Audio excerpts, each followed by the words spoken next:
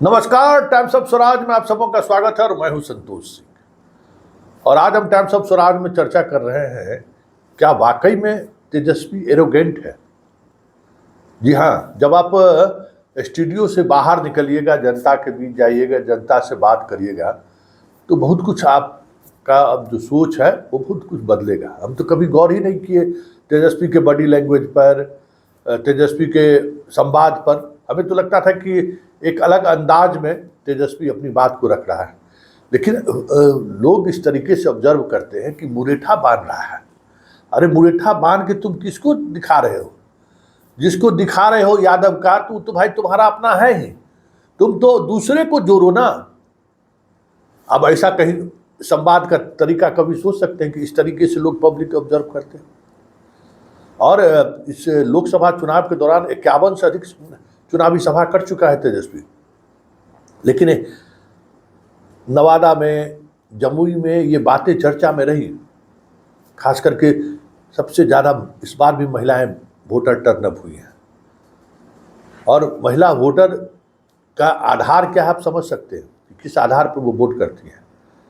बहुत कुछ बदला सा दिख रहा था सब कुछ फील्ड में। नीतीश को आप सीधे तौर पर खारिज नहीं कर सकते, ये भी मुझे महसूस हुआ।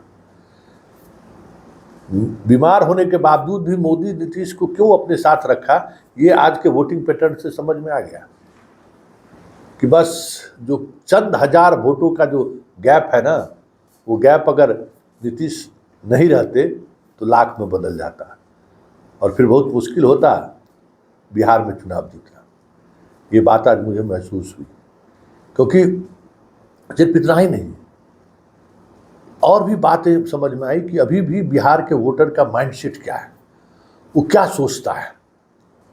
शांति, वाकई में जंगल राज वाली जो बात है ना, शांति और सुरक्षा को लेकर अभी भी यहाँ की बड़ी आबादी सजग रहता है। और ऐसे में तेजस्वी यादव को लेकर ये ओपिनियन आना, मतलब हमारे लिए एक नया विषय हो गया। खैर, मुरेठा वाला सीन तो मुझे याद आ ही गया, आपको आप देख भी रहे हैं।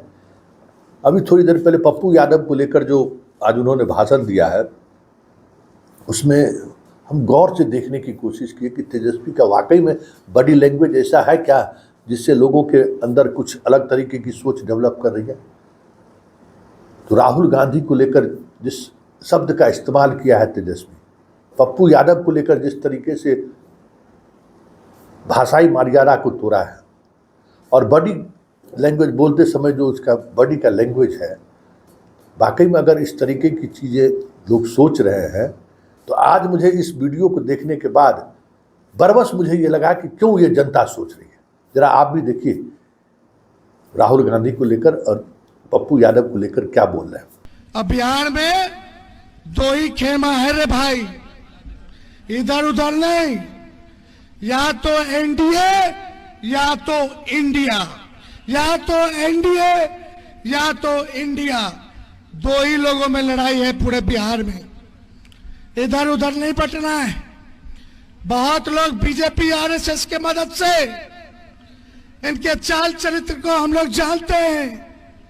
ये लोग वही लोग हैं जो क्रिया खाया गया था कि तेजस्वी अगर चुनाव जीत जाएगा तो संन्यास ले लेंगे। क्रिया खाने वाले लोग आज बेशर्मी से खड़े हैं। पिछला चुनाव में, 20 के चुनाव में मुख्यमंत्री का उम्मीदवार बनकर के घूम रहे थे, अब भाजपा के पैसा से हेलीकॉप्टर से दौरा कर रहे थे। सारा हेलीकॉप्टर का बिल है मेरे पास। कौन भाजपा वाला लोग को खड़ा किया है? और आज घूम घूम करके लोग कह रहा है कि हमको जिता दो ए मुसलमान भाई, ए यादव भाई, हमको जिता दो। जीतने के बाद हम जो है कांग्रेस पे जाएंगे। कांग्रेस के गठबंधन में हम लोग हैं। राहुल गांधी को मदद हम कर रहे हैं। हमारी संख्या बनेगी तब जो है राहुल गांधी का हाथ मजबूत होगा। और कुछ लोग, बीजेपी के लोग जो है एजेंट हैं, वो खुलेआम अब तो टीवी पे कहने लगे हैं कि आरएसएस वाला, भाजपा वाला हमको खुल के मदद कर रहा है, खुल के मदद कर रहा है, खुल के मदद कर रहा है। तो ऐसे बेरूपियों लोगों से हम लोगों को बचने का काम करना है। और लालू जी को भाजपा ने इतना सताया, आप अल्पसंख्यक भाइयों की लड़ाई लड़ी, लालू जी ने आडवाणी जी के रथ को रोका, आज भी उनकी सजा दिया जा रहा है, हम पे केस मुकदमा किया जा रहा है।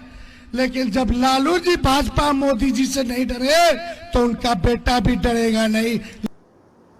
तो आपने सुना, जनता इस स्तर तक ऑब्जर्व करती है। आप कल बात रखने का तरीका, संवाद का तरीका, संवाद में पिच कैसा है, उस पर बॉडी का अंदाज क्या है, तो ये सारी चीज़ें ऐसी हैं कि बहुत सारी बातों को आप लोकलाइज्ड कर दिए। जैसे लग रहा है कि विधानसभा चुनाव हो रहा है, और ठीक उसी अंदाज में आप अपनी बात भी रख रहे हैं। और ये तरीका पब्लिक को पसंद नहीं है, ये बात मुझे पहली बार समझ में आया।